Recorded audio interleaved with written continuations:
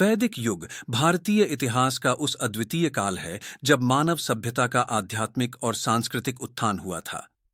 यह युग लगभग 1500 ईसा पूर्व से 500 ईसा पूर्व तक व्याप्त रहा। वैदिक युग में भारतीय समाज का आधार वेदों पर रखा गया था।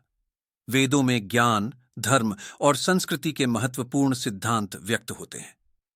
यह युग गुरुकुलों का आविष्कार भी किया गया, जहां शिक्षा, धर्म, नैतिकता और विज्ञान की एक समृद्ध प्रशिक्षण प्रणाली थी। वैदिक समय में समाज में 4 वर्ण व्यवस्था का प्रचलन था।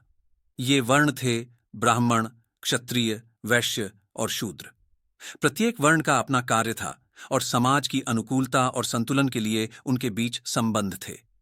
वैदिक समाज में धर्म का विशेष महत्व था। धर्म की मान्यताओं और नियमों का पालन करना सभी के लिए आवश्यक माना जाता था। यज्ञ, तप और दान जैसे धार्मिक क्रियाएं विशेष रूप से महत्वपूर्ण थीं। वैदिक समय में शिक्षा का प्रणाली संगठित और प्रभावी था। गुरुकुलों में छात्रों को विभिन्न विद्याओं और कलाओं का शिक्षण दिया जाता था। छात्र गुरु के आदर्शों का पालन करते हुए अपने जीवन को नैतिकता और धर्म में महत्वपूर्ण बनाने की शिक्षा प्राप्त करते थे। वैदिक समय का एक महत्वपूर्ण विशेषता यज्ञ और हवन की प्रथा थी। यज्ञों के माध्यम से लोग देवताओं की प्रसन्नता को प्राप्त करने का प्रयास करते थे।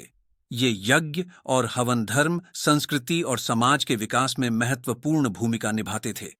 वैदिक समय के अंत में जनपद साम्राज्यों का उदय हुआ। ये साम्राज्य भूमि के विस्तार और साम्राज्य के प्रबंध में सक्षम थे।